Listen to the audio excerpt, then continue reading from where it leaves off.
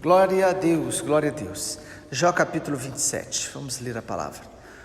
Jó continuou em sua fala dizendo: tão certo como vive Deus que me tirou o direito, o Todo-Poderoso que amargurou a minha alma, enquanto eu puder respirar e o sopro de Deus estiver nas minhas narinas, nunca os meus lábios falarão injustiça, nem a minha língua pronunciará engano. Longe de mim que eu dê razão a vocês. Até morrer, nunca abrirei mão da minha integridade. A minha justiça me apegarei e não alargarei. A minha consciência não me acusará em toda a minha vida. Que o meu inimigo seja como o perverso, e o que se levantar contra mim como injusto.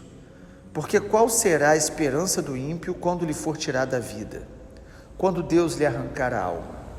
Será que Deus ouvirá o seu clamor quando lhe sobrevier a angústia? Será que o ímpio encontrará prazer no Todo-Poderoso e invocará a Deus a todo momento? Vou ensinar a vocês a respeito do poder de Deus, e não lhes ocultarei o que está na mente do Todo-Poderoso. Eis que todos vocês já viram isso, porque então ficam repetindo palavras que não fazem sentido. Esta é a porção que Deus dará ao perverso, a herança que os opressores receberão do Todo-Poderoso. Se os filhos deles se multiplicarem, será para que sejam mortos à espada, e os seus descendentes passarão fome. Os que sobreviverem à peste os sepultará, e as suas viúvas não chorarão por eles. Se o perverso amontoar prata como pó e acumular roupas como barro, poderá até acumular tudo isso, mas o justo é que vestirá as roupas e o inocente ficará com a prata.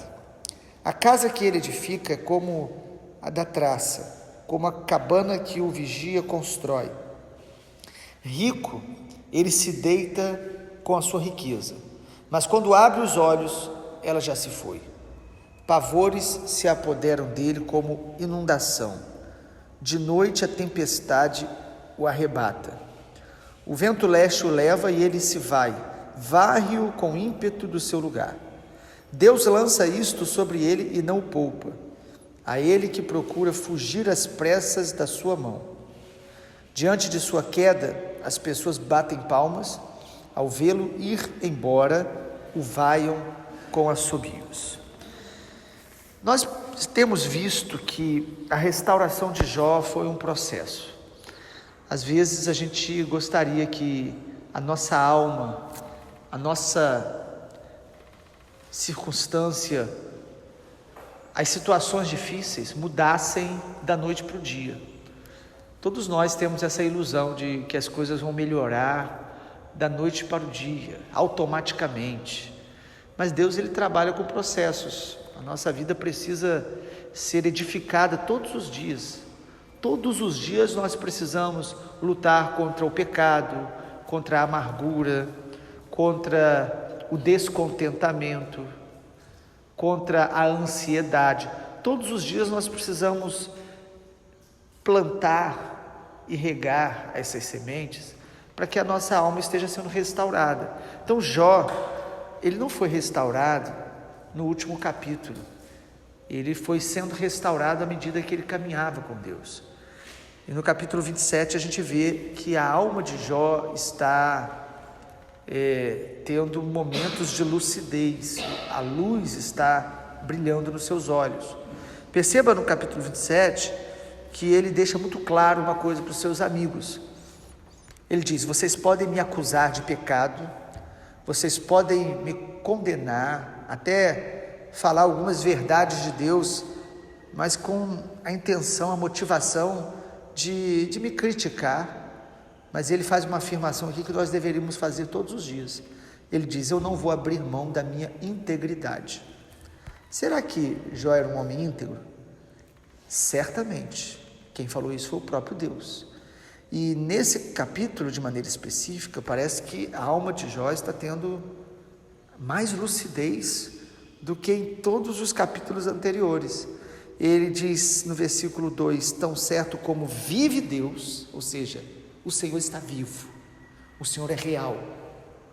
Ele poderia estar angustiado, ferido, confuso, com dores terríveis, mas ele diz: tão certo como ele vive e que me tirou o direito. Ou seja, ele percebe que Deus de alguma forma estava permitindo coisas ruins acontecer com ele, coisas ruins acontecerem. E no versículo 3 ele diz: enquanto eu puder respirar, o sopro de Deus estiver em minhas narinas, nunca os meus lábios falarão injustiça, nem a minha língua falará engano. Longe de mim que eu dê razão a vocês. Até morrer, nunca abrirei mão da minha integridade.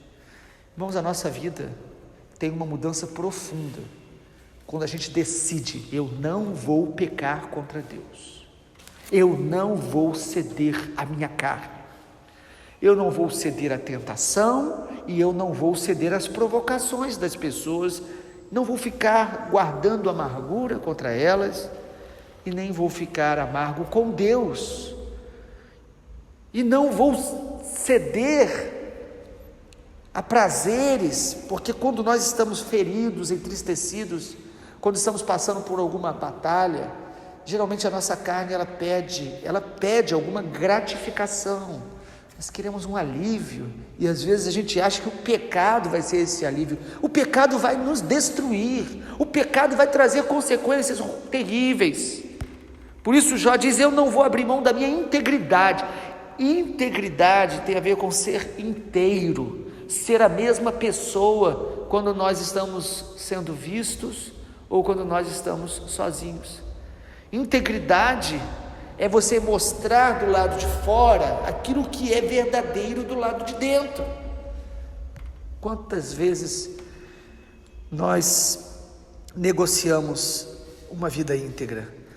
No versículo de número 5, Jó diz o seguinte: longe de mim que eu dê razão a vocês, porque às vezes as pessoas elas nos provocam tanto, nos acusam tanto, que chega uma hora que a gente diz: já que estão falando, eu vou fazer mesmo, eu vou gritar mesmo, eu vou revidar mesmo, eu vou fazer igual a elas. E Jó, ele mantém uma posição. Versículo 6: a minha justiça me apegarei e não a largarei, a minha consciência não me acusará em toda a minha vida. Amado, mesmo que você esteja passando por um momento terrível, de escassez, de dor, de enfermidade, não peque contra a sua consciência, não peque contra Deus, não faça aquilo que a tua consciência vai te atormentar. A Bíblia diz, Paulo escrevendo a Timóteo, ele diz que algumas pessoas, por negligenciarem a pura consciência, a sã consciência, elas vieram a naufragar na fé. Quando a gente começa a pecar conscientemente, ferindo não só o coração de Deus, mas também a nossa própria consciência, nós vamos abrindo uma brecha e nós vamos naufragando na fé. A nossa fé vai se enfraquecendo, vai se perdendo.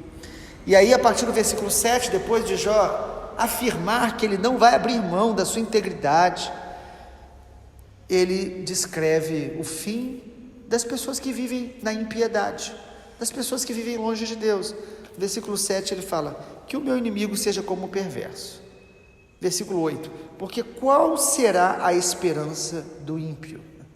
O que Jó está dizendo é o seguinte: eu posso estar sofrendo, eu posso não estar entendendo o que está acontecendo comigo, eu posso estar até mesmo angustiado, mas eu não vou abrir mão da minha integridade, eu não vou abrir mão da presença de Deus. Deus é Deus, mesmo que eu não entenda. E mais, eu não vou ceder a uma vida longe de Deus, porque ele dá aqui 3 características do ímpio que vale a pena a gente sempre lembrar. Primeiro ele diz: qual será a esperança do ímpio quando lhe for tirada a vida? Versículo 8. A pessoa que vive no pecado, ela aparentemente pode até parecer que ela está tendo prazer, sendo feliz, como alguns gostam de dizer, até tendo amigos, mas qual é o fim delas quando lhe for tirada a vida? O juízo virá, e não tardará, e nada do que ela fez no pecado deixará de ser cobrado pelo Senhor. Então Jó diz: qual é a esperança do ímpio quando ele morrer? Nós devemos viver com essa perspectiva do juízo de Deus. A segunda razão que ele dá para não viver longe de Deus, versículo 9, ele diz: será que Deus ouvirá o seu clamor quando lhe sobrevier a angústia? O ímpio, ele não terá suas orações respondidas, ele não terá comunhão com Deus. Deus, ele ouve a oração do que se arrepende. Mesmo pessoas que vivem longe de Deus, quando há arrependimento e eles buscam o Senhor é um Deus misericordioso, ele perdoa, ele restaura. Mas o que Jó está dizendo aqui, no versículo 9, é: será que Deus ouvirá o seu clamor quando lhe sobrevier a angústia? E logo no versículo 10, ele explica o que ele está afirmando. Ele diz: será que o ímpio encontrará prazer no Todo-Poderoso e invocará a Deus a todo momento? O que ele está dizendo é: quem vive longe de Deus perde o prazer de buscar a Deus, e mesmo quando está sofrendo, às vezes de maneira terrível, ele não tem nem mais força, nem fé para buscar a Deus, porque ele viveu longe do Senhor. Quanto mais prazer no pecado, menos prazer em Deus. Quanto mais prazer em Deus, menos prazer no pecado. Por isso alguns perderam já há muito tempo o prazer de orar, de meditar na palavra de Deus, na comunhão com o povo de Deus, porque estão tendo prazer em outras coisas. O que Jó está dizendo é: eu não vou abrir mão da presença de Deus. Eu posso perder tudo, como ele já tinha perdido, mas eu não vou abrir mão da presença de Deus e da vida íntegra com Deus, porque para andar com Deus, eu preciso viver em integridade, me santificar, deixar que o Senhor me santifique a cada dia. E em último lugar, além dele falar que o ímpio não tem esperança após esta vida, e não tem vida de oração, porque se viciou em viver para o pecado, independente, autossuficiente, por isso não ora, não tem prazer com Deus. Em terceiro lugar, ele diz que o ímpio, tudo que ele construir nessa vida será destruído. Por quê? Porque o que o ímpio constrói é apenas na vida nesta terra. Ele edifica casas, ele compra tudo que ele deseja, e estas coisas vão perecer. No versículo 13 em diante, Jó vai descrever essa realidade que a Bíblia tanto fala. No versículo de número 13, esta é a porção que Deus dará ao perverso, a herança que os opressores receberão. Versículo 14, se os filhos se multiplicam, será para que sejam mortos a espada. Versículo 16, se o perverso amontoar prata como pó, acumular roupas como barro, poderá até acumular tudo isso, mas o justo é que vestirá as roupas. Versículo 18, a casa que ele edifica é como a da traça. O que ele está dizendo aqui, amado, por revelação de Deus, por consciência que Jó tinha de realmente a realidade da vida é esta: o homem pode ter muitos filhos, construir casas, ter muito dinheiro, comprar tudo que ele quer, mas tudo isso vai ser destruído. Versículo 19, rico ele se deita com a sua riqueza, mas quando abre os olhos, ela já se foi. Ou seja, tudo que a gente edifica e constrói de material nesta vida é ilusório, é passageiro, vai acabar. Mas o justo e o íntegro, ele edifica a casa sobre a rocha, ele edifica a sua vida sobre a rocha, e ele constrói, e ele ajunta tesouros no céu. O Senhor Jesus nos ensinou isso: não ajunte tesouros na terra, onde o ladrão rouba, a traça e a ferrugem corroem, mas ajuntai tesouros do céu. O que é isto?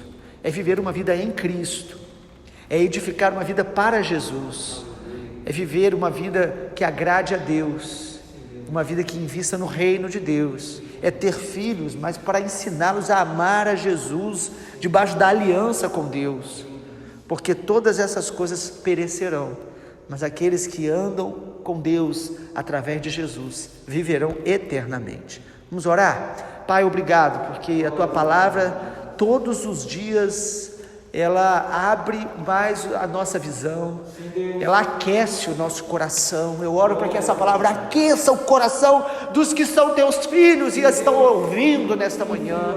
que nós possamos a cada dia decidir permanecer em Jesus, permanecer na tua palavra, guardar o coração para não pecar contra ti, viver na integridade que é gerada pela tua graça, que é fruto do sangue de Jesus que nos torna justos, mas que nós não venhamos, ó Deus, a ceder ao pecado e nem às provocações que nós muitas vezes sofremos. Em nome de Jesus nós oramos. Amém, Senhor.